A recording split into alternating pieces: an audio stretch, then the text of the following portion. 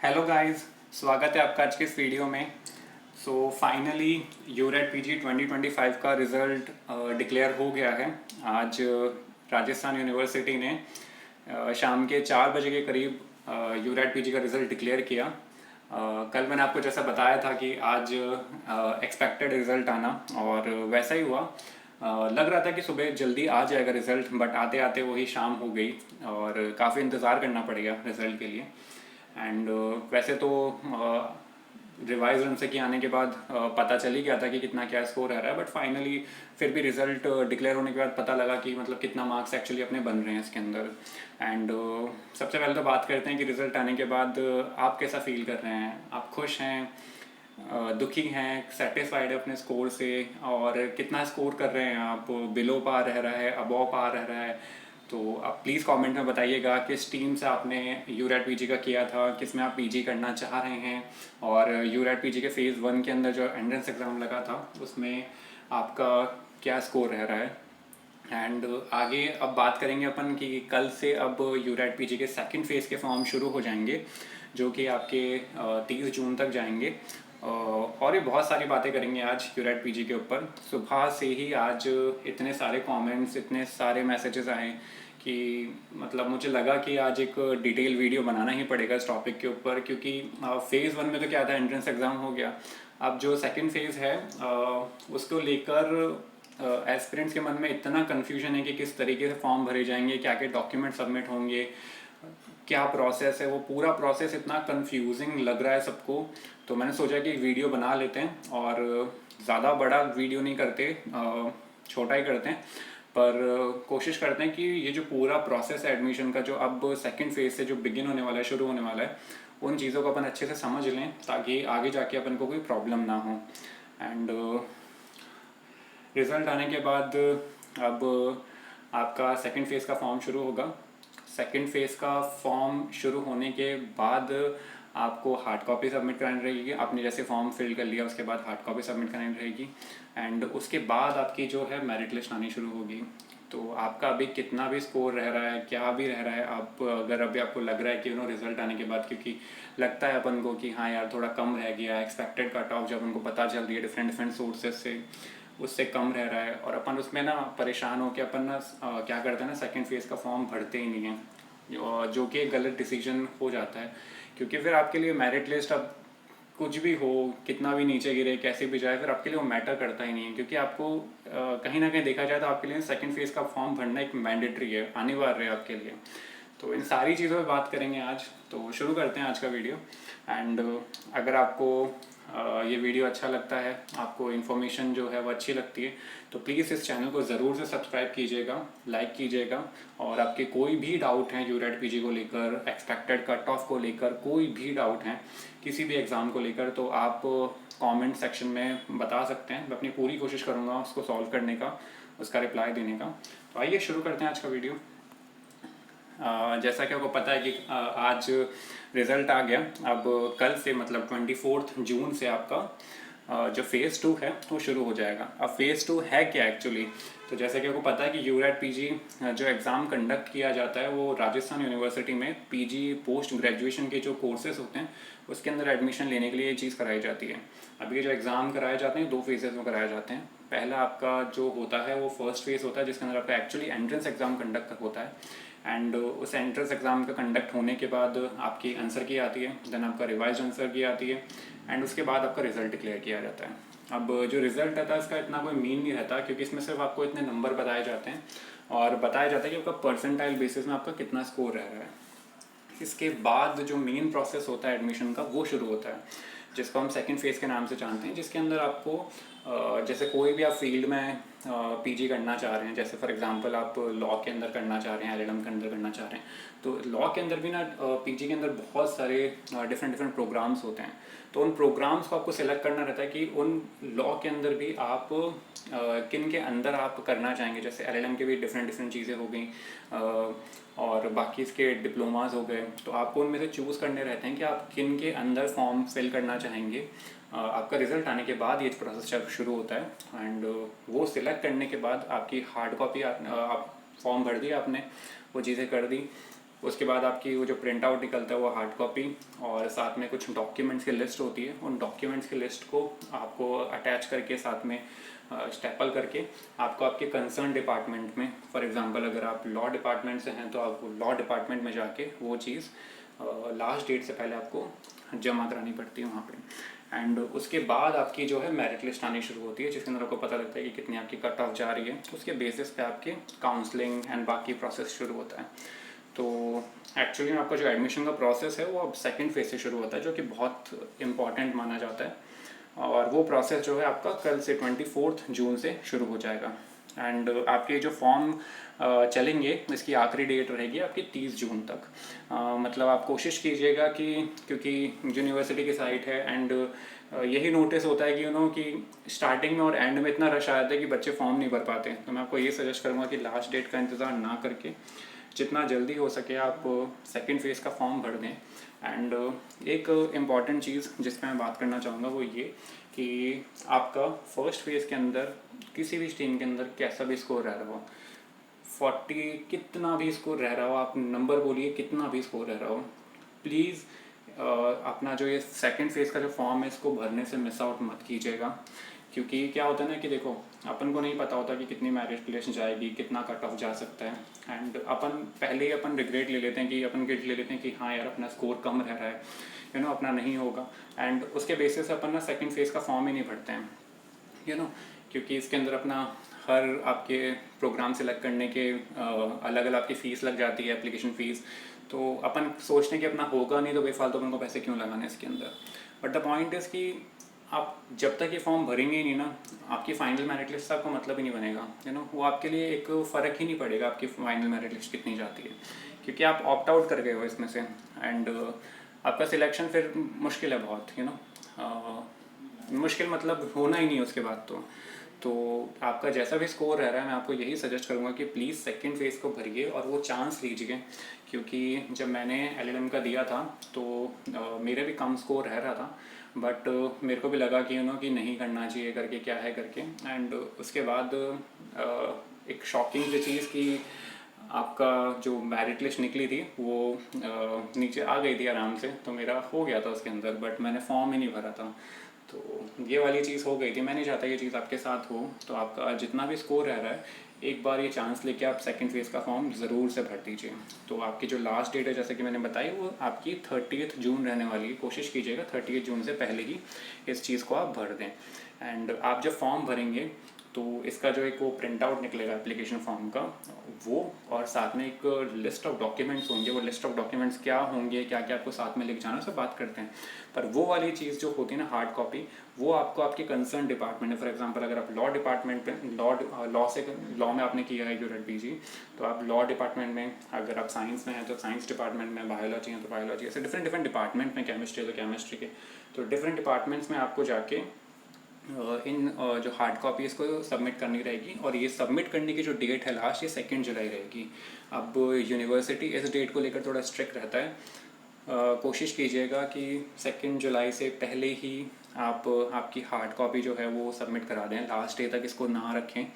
क्योंकि फिर आखिरी में जाके एक माथापच्ची वाली चीज़ हो जाती है, वो लें ना लें करके। तो आप पहले इस चीज़ को जमा करा दें। बाकी डेट ऊपर नीचे होती रहती हैं, अगर डेट में बदलाव होते हैं तो आपको मैं वीडियो के माध्यम से या कैसे भी होगा मैं आपको इन्फॉर्म कर दूंगा इसके अंदर। और उसके बाद आपने सबमिट करा दी आपकी हार्ड कॉपी, एंड आपका काम ख़त्म यहाँ पे। उसके बाद आपकी जो मेरिट लिस्ट होती है वो आनी शुरू हो जाती हैं। अब first merit list, second, third, fourth जितनी भी होती हैं आपकी आनी शुरू हो जाती हैं। उसके अंदर आपकी कट ऑफ पता लगती है, उसके बेसिस पे आपके फिर सिलेक्शन होते हैं, जहाँ से आपको पता लगता है कि हाँ इतने मार्क्स का है, तो उसमें आपकी लिस्ट में आपका नाम आ जाता है।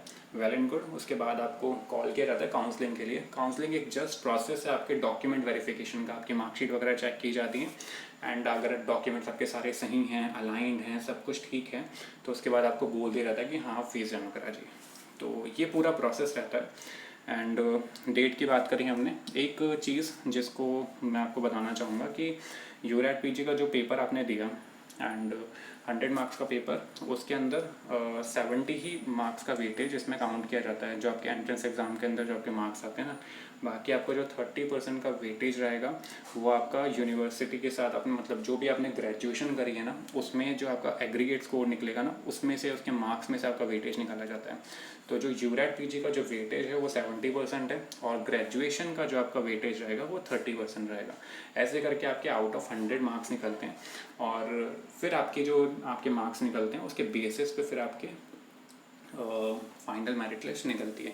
अब जैसे कि आपका रिज़ल्ट आया है आज, तो आपने जो आपकी रिज़ल्ट है उसको चेक किया होगा, उसके अंदर आप तो एक टेस्ट स्कोर दिखा होगा कि आप इतना स्कोर कर रहे हैं 70 75 जितना भी रह रहा है, एंड उसके नीचे एक परसेंटाइल दी होगी कि हाँ आपका 51% 55% जितना भी रह रहा है वो एक परसेंटेज दी होगी।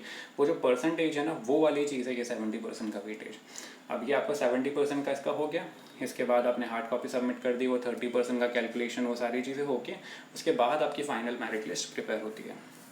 तो ये पूरा प्रोसेस रहता है इसका। रिजर्वेशन के रूल्स जो भी रहते हैं वो आपको यूनिवर्सिटी की वेबसाइट पे मिल जाएंगे, उस पर हमको बात करने की इतनी ज़रूरत नहीं है। आगे बढ़ते हैं और इसके साथ हार्ड कॉपी के साथ आपको एक कुछ डॉक्यूमेंट्स आते हैं, उस पर डॉक्यूमेंट से बात करते हैं। पहले एक चीज़ 2-3 चीज़ें देख लेते हैं। After declaration of URET PG 2025 entrance exam test result, the candidate will be required to generate admission form for the test subject related programme from university website. तो इसका मतलब यही हो गया कि जैसे ही आपका रिजल्ट आ गया, आपको आपके सिलेक्टेड प्रोग्राम्स के अंदर मतलब जो भी रिलेटेड प्रोग्राम है आपकी स्ट्रीम के अंदर, आपको 5 अलाउड होते हैं, 5 मैक्सिमम भर सकते हैं, उनको आपको फिल करना रहता है एंड उसकी हार्ड कॉपी आपको सबमिट करनी रहती है। After depositing required fee online through ICICI bank payment gateway, the candidate will be directed to fill application form for the chosen programme. पहले आपको पेमेंट करना रहेगा जब आप फॉर्म भरेंगे सेकेंड फेज़ का, तो सबसे पहले आपको पेमेंट करना रहेगा एंड पेमेंट होने के बाद आप एप्लीकेशन फॉर्म भर पाएंगे। अब the candidate can offer a maximum of 5 programmes either of 1 faculty और इन मोर देन 1 फैकल्टी। तो आपको मैक्सिमम जो लिमिट लगा रखी है वो 5 प्रोग्राम के लिए आप एप्लीकेशन लगा सकते हैं। वो चाहे से एक फैकल्टी में हो सकती है या फिर एक से ज़्यादा फैकल्टी में हो सकती है। फॉर एग्जांपल आपने कॉमर्स की फील्ड में भी कर रखा है, लॉ की फील्ड में भी कर रखा है, आर्ट्स में भी कर रखा है, तो एक से ज़्यादा फैकल्टी के अंदर भी इन चीज़ों को आप कर सकते हैं। These programme would be available within the scope of the subjects in which candidate appeared in the entrance exam. अब ये जो रहेंगे ना, जो आप सिलेक्ट करेंगे प्रोग्राम, ये एक्चुअली वो ही रहेंगे जिनके अंदर आपने एंट्रेंस एग्जाम देकर पास किया है। ऐसा नहीं होगा कि आपने ठीक है आर्ट्स में आपने किसी में MA के अंदर आपने किसी में कुछ दिया ही नहीं, इंग्लिश के अंदर किसी में भी नहीं दिया और आपने इसमें फॉर्म भर दिया, वो चीज़ नहीं होगी। आपने उसमें पेपर देना ज़रूरी है, तो उसी के स्कोप के अकॉर्डिंगली ही आप इसका प्रोग्राम भर पाएंगे। The requisite fee will be separate for different programme. और जो आपकी फ़ी रहेगी कि आपका हर प्रोग्राम के जो फ़ीस रहेगी, आपको कितना फ़ीस चार्ज की जाएगी हर प्रोग्राम सेलेक्ट करने की, वो हर प्रोग्राम की डिफरेंट रहेगी। वो जब आप फॉर्म भरेंगे या फिर जैसे जैसे डिटेल्स आएंगी, फिर जैसे जैसे फॉर्म लाइव होंगे, वो चीज़ मैं आपको इस चैनल के माध्यम से आपको बता दूंगा। तो प्लीज़ सब्सक्राइब ज़रूर करके रखिए इस चैनल को। A candidate either does not choose a test subject or remain absent to the chosen test subject, then the candidate will not be allowed to choose such a subject related program। कि अगर वो absent कर देता है उस चीज़ के अंदर और वो चूज़ नहीं करता है तो उसको अलाउ नहीं किया जाएगा उसके अंदर, he will not be allowed to choose a subject related programme. तो उस प्रोग्राम की चीज़ों को, वो प्रोग्राम को सिलेक्ट नहीं कर पाएगा वो, ठीक है। इसके बाद अपना आता है, जी हाँ, ये थी वो चीज़ जो मैं बात कर रहा था जिसके ऊपर बहुत डाउट आ रहे थे। आपको जो हार्ड कॉपी सबमिट करनी है उसके साथ साथ आपको कुछ डॉक्यूमेंट, लिस्ट ऑफ डॉक्यूमेंट्स है जिसको आपको सबमिट करना ज़रूरी है। तो अपना जो 4th पॉइंट है वो कहता था candidate has to submit the hard copy of these forms in the programme related department centre on or before the prescribe date of submission of the hard copy. जैसे मैंने आपको बताया, जैसे आप फॉर्म भरेंगे तो आपकी एक हार्ड कॉपी जनरेट होगी उसकी, उस हार्ड कॉपी को आपको आपके कंसर्न डिपार्टमेंट में जहाँ से आप कर रहे हैं उस डिपार्टमेंट में ले जाके आपको उसको सबमिट करना रहेगा। अब उस हार्ड कॉपी के साथ साथ आपको कुछ सर्टिफिकेट और डॉक्यूमेंट लगेंगे, और वो डॉक्यूमेंट क्या क्या हैं उनके बारे में बात कर लेते हैं। ये डॉक्यूमेंट्स की लिस्ट होना आपके पास बहुत ज़रूरी है। ये डॉक्यूमेंट्स नहीं होंगे तो आपके फॉर्म जो है सेकेंड फेज़ का जो हार्ड कॉपी है वो सबमिट नहीं हो पाएगी। आपकी 10th की मार्कशीट, 12th की मार्कशीट, आपकी ग्रेजुएशन की मार्कशीट, ग्रेजुएशन की आपकी 3 साल की मार्कशीट जाएंगी, अगर आपने फॉर एग्ज़ाम्पल आपने जो भी आपने ग्रेजुएशन कर रहे हैं उसके फाइनल ईयर का रिज़ल्ट नहीं आया है, तो आप फर्स्ट एंड सेकेंड ईयर की मार्कशीट को सबमिट करेंगे, ठीक है ना। और अगर आपका रिज़ल्ट आ चुका है, ठीक है ना, पर आपको मार्कशीट रिसीव नहीं हुई है, तो आपकी जो ऑनलाइन कॉपी रहती है ना, आप ऑनलाइन एग्ज़ाम को उसको चेक करते हैं, तो उसका जो वेब पेज की जो फ़ोटो कॉपी होगी ना, आपकी फ़ोटो होगी, उसको भी आप इसमें साथ में अटैच करके सबमिट कर सकते हैं। साथ में आपका आता है valid caste certificate of SC ST OBC MBC और AWS। अगर आप किसी भी कास्ट में हैं और उसका अपने मतलब कैटेगरीज में आते हैं, तो उसका अपने कास्ट का सर्टिफिकेट आपने बना रखा होगा, तो आपको साथ में सर्टिफिकेट भी इसके अंदर लगाना है, ठीक है। उसके बाद अगर आप कोई वेटेज क्लेम कर रहे हैं, फिजिकल हैंडीकेप का, स्पोर्ट्स का, NSS का, NCC का या किसी भी टाइप का, उसका आपको सर्टिफिकेट या डॉक्यूमेंट जो भी आपके पास है उसको भी साथ में आपको इसमें अटैच करना है। और इसके अलावा आपको कोई भी डॉक्यूमेंट्स हो गए जो आपको लगता है कि हाँ ये लगाने ज़रूरी हो सकते हैं, वो कैसे भी डॉक्यूमेंट्स कुछ भी हो सकता है, तो वो डॉक्यूमेंट्स आपको इसके साथ लगाने ज़रूरी हैं। साथ में original challan for each programme as application fee, तो आपकी जो चालान जो क्रिएट होगा ना जब आप फॉर्म भरेंगे, साथ में वो भी आपको इसके साथ लगाना रहेगा। वो आपको हार्ड कॉपी के साथ ही मिलेगा इन चीज़ों का, ठीक है। तो उसको भी साथ में ही आपको लगाना ज़रूरी हो जाएगा। और इसके साथ साथ आपको मैंने बता दिया वो 70% और 30% का वेटेज। और ये आप जो भी डॉक्यूमेंट लगाएंगे ये आपको सेल्फ अटेस्ट करने हैं। सेल्फ अटेस्ट का मतलब कि आप जो भी आपके प्रिंट आउट, जो भी फ़ोटो कॉपी आप इसमें लगा रहे हैं, उसके नीचे आपको आपके साइन करने रहेंगे। इसको अपन बोलते हैं सेल्फ अटेस्ट करना इसको, ठीक है। एंड साथ में इन डॉक्यूमेंट्स का जब आप लेके जाएंगे, तो मैं आपको यही सजेस्ट करूँगा कि आप इन डॉक्यूमेंट्स के ओरिजिनल भी साथ में कैरी करें, कि अगर कोई भी डाउट होता है या फिर कुछ भी ऐसी प्रॉब्लम होती है तो आपके पास ओरिजिनल वहाँ पे हो, ठीक है। बाकी ये जो लगेंगे इनकी आपका जो है ये फ़ोटो कॉपीज़ में लगेंगे आपके, ठीक है। तो ये चीज़ थी इनकी आपके सेकेंड फेज़ की। बाकी ये आपके कितने स्कोर रह रहा है, क्या आपका कितने मार्क्स रह रहे हैं, एक्सपेक्टेड कट ऑफ को लेकर अगर आपके मन में जो भी सवाल है, आप कमेंट सेक्शन में उन चीज़ों को आराम से पूछ सकते हैं। और अगर कोई भी प्रोसेस है जो सेकंड फेज़ से रिलेटेड हो, आपको जो समझ नहीं आया हो या आपको डाउट हो कि इसको किस तरीके से करना है, तो आप वो भी चीज़ मुझसे पूछ सकते हैं आराम से, आप कमेंट कर सकते हैं। अगर आपको ये वीडियो पसंद आया तो मैं आपको यही कहूँगा कि प्लीज़ इस चैनल को सब्सक्राइब कीजिए और प्लीज़ सपोर्ट कीजिए, ताकि ये वीडियो बहुत लोगों तक पहुँच सके। एंड जिनको इस बारे में नहीं पता उन तक ये वीडियो पहुँच सके, उनको इस नॉलेज मिले। So thank you so much. और कोई भी डाउट हो आप बिंदास इस चीज़ में पूछ सकते हैं। आप मुझसे साथ में टेलीग्राम पे और इंस्टा पे भी कनेक्ट कर सकते हैं। जो वाइट में आईडी लिखी हुई है, आप उसको टाइप करेंगे टेलीग्राम पे जाके या इंस्टा पे जाके, तो मेरा जो पेज है और जो चैनल है वो खुल जाएगा। आप वहाँ पे मुझे पर्सनली भी कांटेक्ट कर सकते हैं इंस्टा पे। आपको कोई भी डाउट हो, आपको पर्सनली वो चीज़ पूछनी हो या फिर आप कमेंट में पूछना चाहते हैं, आप आराम से वो चीज़ पूछ सकते हैं। So that's all from my side. बाकी इस एग्ज़ाम से रिलेटेड जो भी इन्फॉर्मेशन आएगी आपको इस चैनल पे मिल जाएगी, जैसा रहेगा, या तो शॉर्ट के माध्यम से या फिर पोस्ट के माध्यम से, जैसा भी होगा आपको इस चैनल पे उस चीज़ को इन्फॉर्म कर दिया जाएगा। So all the very best second phase के लिए। एंड प्लीज़ परेशान ना हो कि आपका कितना स्कोर रह रहा है। सेकंड फेज़ का फॉर्म ज़रूर से भर दीजिए और टाइम रहते रहते उस चीज़ को सबमिट कर दीजिए। बाकी जैसी जैसी अपडेट्स आती रहेंगी मैं आपको बताते रहूँगा। Thank you so much for joining.